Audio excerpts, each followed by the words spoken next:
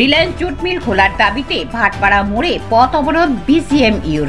গত 1 নভেম্বর থেকে বন্ধ রয়েছে ভাটপাড়া রিলায়েন্স জুট মিল, যার জেরে কর্মহীন অবস্থায় রয়েছেন প্রায় 4000 শ্রমিক। মঙ্গলবার জুট মিল পুনরায় খোলার দাবিতে ভাটপাড়া মোড় অবরোধ করলেন বিসিএমইউ নেতা এবং কর্মীরা। এই দিন প্রায় 1 ঘন্টারও বেশি সময় ধরে পথ অবরোধ থাকায় তীব্র যানজট সৃষ্টি হয় ঘুষপাড়া রোড এলাকায়। সম্পূর্ণ ঘটনা নিয়ে বলতে গিয়ে বিসিএমইউ নেত্রী গার্গী চট্টোপাধ্যায় জানান, দ্রুত যদি জুট মিল না খোলে তাদের আন্দোলন এর থেকেও তীব্রতর হবে। শ্রমিকদের স্বার্থে রাজ্য সরকার কোনো সদর্থক ভূমিকা নিচ্ছে না। আগামী দিনে প্রত্যেকটা মিলের গেটের সামনে বিক্ষোভ দেখানো হবে।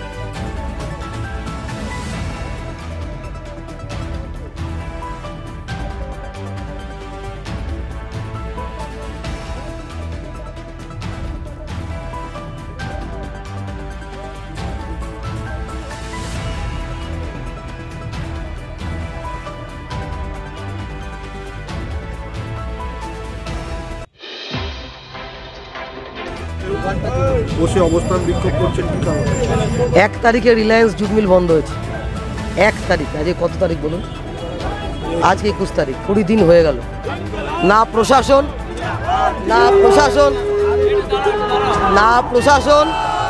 না পুলিশ, না লোকাল মিউনিসিপ্যালিটি, না সরকার, না শ্রম দপ্তর। আমরা শ্রম দপ্তরকেও চিঠি দিয়েছি, কেউ একটা কথা পর্যন্ত বলেনি মিলটা খোলবার ব্যাপারে। শ্রমিকদের যে লোন পাওয়ার দরকার, তাদের টাকা প্রভিডেন্ট ফান্ডে, তাদের টাকায় তারা লোন পায়, সেটা শ্রমিকরা এই সময় উৎসব গেল, এই সময় ছট পুজো গেল, কালী পুজো গেল, জগদ্ধাত্রী পুজো চলছে, আর আজকে শিল্প সম্মেলন হচ্ছে, আর এই একটা এত বড় জুট মিল ভাটপাড়ায় রিলায়েন্স জুট মিল, এই মিলটা বন্ধ হয়ে পড়ে রয়েছে। এটা কোনো হুঁশ নেই সরকারের।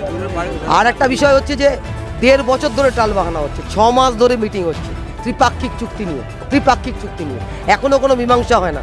মন্ত্রীকে ইডি ডাকে, সিবিআই ডাকে, মলয় ঘটক সেখানে চলে যান।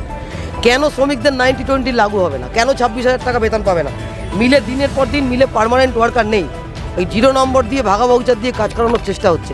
এর জন্য আমরা রাস্তায় বসেছি। এই ত্রিপাক্ষিকটা অবিলম্বে মীমাংসা করতে হবে, আর টালবাহানা নয়। আর রিলায়েন্স জুট মিল কবে খুলবে? প্রশাসনকে, পুলিশ যেমন এসছে, প্রশাসনকে দায়িত্ব নিতে হবে তো মিলটা খোলার জন্য। কাকে?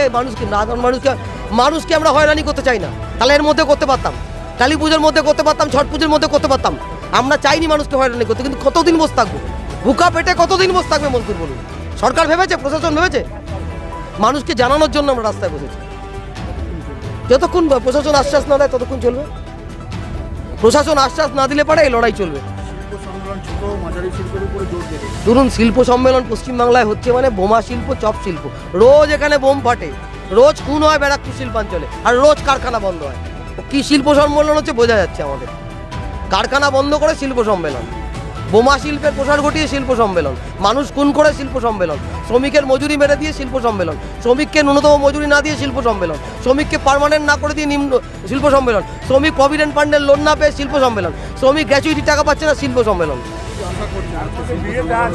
হ্যাঁ, বললাম তো, শ্রমিকের গ্র্যাচুইটি পাবে না, পেনশন পাবে না, প্রভিডেন্ট ফান্ড পাবে না, লোন পাবে না, ইএসআই পাবে না, মিল বন্ধ থাকবে, টাইপাটাইট হবে না, শিল্প সম্মেলন। এসব হচ্ছে প্রহসন হচ্ছে, এসব হচ্ছে লোক দেখানো বিষয়।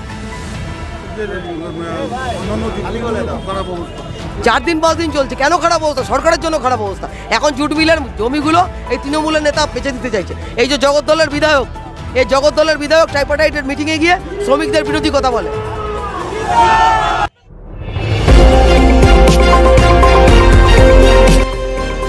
আমার বাংলা, সঙ্গে থাকুন, সঙ্গে রাখুন। আমার বাংলা।